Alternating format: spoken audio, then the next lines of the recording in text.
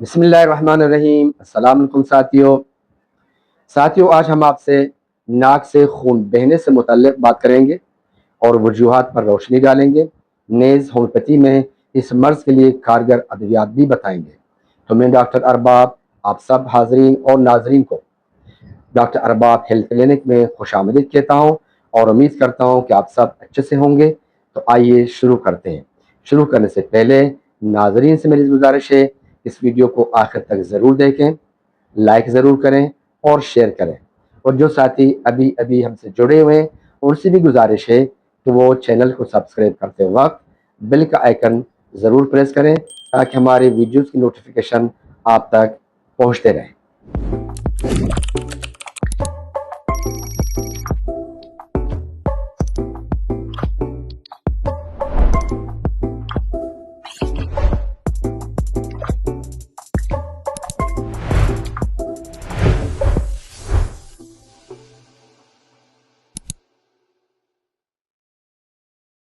दोस्तों, नाक से खून बहना जिसे एपिस्टेक्सिस कहते हैं एक आम हालत है जहां एक या दोनों नतनों से खून बहता है। ये अक्सर बेज़रर होने के बावजूद कभी कभी खतरनाक भी हो सकता है। अब देखते हैं इसकी वजूहात क्या है। साथियों, नाक से खून आने की कई वजूहात हो सकती हैं, जिनमें आम तौर पर नाक को जोर से अड़ाना, खुश्क हवा, चोट या एलर्जी शामिल है।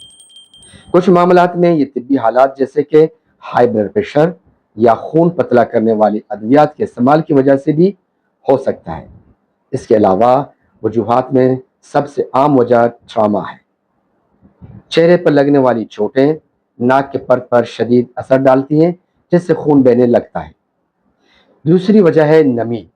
याद रहे कि कम नमी नाक के टिश्यूओं को टूटने का सबब बनती है, जिससे खून बहने लगता है। साथियों, तीसरी वजह है जलन। नाक के ज़्यादा फूंकने से नाक से खून बहने लगता है। एक और वजह है इन्फेक्शन। एलर्जी या इन्फेक्शन नाक में खून के नालियों को नुकसान पहुंचा सकता है। इसके अलावा हवाई सफ़र या किसी ऊंचाई पर जाना, ऊंचाई और हवा के दबाव में तब्दीली नाक के खून के नालियों को ज़्यादा खींचने का सबब बनती है, जिससे नाक से खून बहने लगता है। इसके अलावा जगर के अमराज भी वजूहात में शामिल हैं। ये खून को जमने में मुदाखलत कर सकते हैं। इस तरह अक्सर या शदीद नाक से खून बहने लग जाता है। साथियों, एक और वजह है एलर्जी। एलर्जी की वजह से नाक में सोजिश हो सकती है, जिससे खून की नालियों के फटने का खतरा बढ़ जाता है। नाक की सोजिश सर्दी, फ्लू या साइनोसाइटिस जैसी हालतें नाक की सोजिश के बायस बन सकती हैं, जो खून बहने का सबब बन सकती है। एक और वजह है फ़िशार खून। अगरचे फ़िशार खून यानी हाई ब्लड प्रेशर खुद बराह रास्त नाक से खून आने की वजह नहीं है, लेकिन ये खून के नालियों को कमज़ोर कर सकता है और इनके फटने का इम्कान बढ़ा सकता है। नाक के पोलिप्स भी एक वजह है। नाक में गैर मामूली नशो नमा पाने वाले पोलिप्स भी खून बहने का सबब बन सकती है। मनशियात भी खून बहने का सबब बनती है, जैसे कि कोकीन। कोकीन नाक के अंदर की झिल्लियों को नुकसान पहुंचा सकती है और खून बहने का बायस बन सकती है। साथियों, अद्वियात भी वजूहात में शामिल हैं।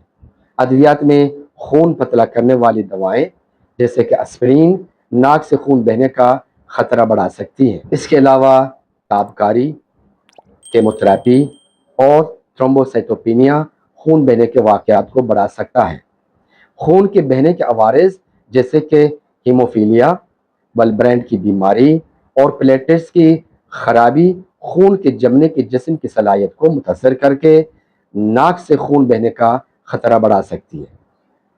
अब देखते हैं अलामात क्या हैं। नाक से फ़ाल खून का बहना, जिसमें एक या दोनों नतनों से खून बहने लगे, मुतासर नतनों में तकलीफ, छड़छड़ापन या दर्द का महसूस होना, संगीन सूरतों में चक्कर आना, चक्कर के साथ कमजोरी महसूस करना और बसा औकात बेहोश होना या बेहोशी भी शामिल है। साथियों, अब देखते हैं कि अगर किसी के नाक से खून बहने लगे तो हिफाजती इक़दाम क्या करना चाहिए।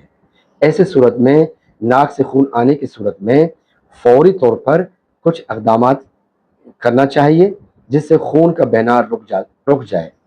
نمبر 1، سیدھے بیٹھ کر آگے کی طرف سر کو جھکائیں، ناک کے نرم حصے کو انگوٹھے اور شہادت کی انگلی سے دبائیں، یعنی اس طرح پکڑ کے کہ جہاں پر نرمی کی جگہ ہے یہاں پر اس کو دبائیں، اور یہ اس وقت دبائیں جب تک خون کا بہنا بند ہو جائے، اور یہ تقریباً 10 سے 15 منٹ کا دورانیہ ہوتا ہے۔ ناک کے پل پر برف کا ٹکڑا لگانے سے خون کے نالیوں کو سکڑنے میں مدد ملتی ہے۔ اس دوران سر کو پیچھے کی جانب کبھی حرک نہ کریں، ہمیشہ سر کو نیچے رکھیں۔ خون بہنے کے ساتھ لیٹنے یا لٹانے کی ہرگز کوشش نہ کریں۔ ناک کے اندر ٹیشو پیپر نہ ڈالیں۔ ناک کو صاف کرنے کے لیے ٹھنڈے پانی سے آہستہ آہستہ دھوئیں۔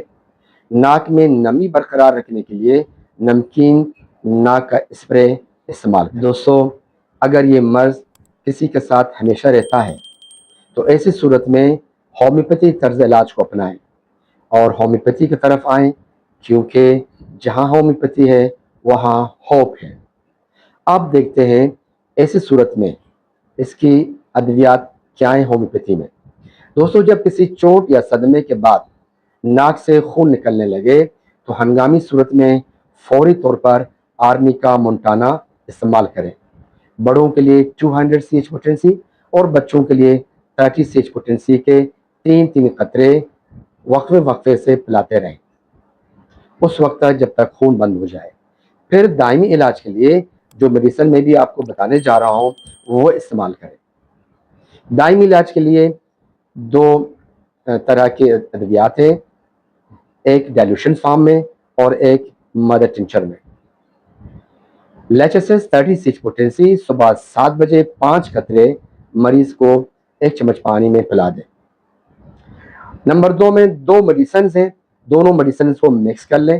اس میں ایک ہے گلونونیم 30 سی ایچ پوٹینسی اور نمبر 2 ہے ٹریلیم 30 سی ایچ پوٹینسی۔ ان دونوں کو مکس کر لیں۔ اگر آپ چاہیں تو الگ الگ بھی استعمال کر سکتے ہیں۔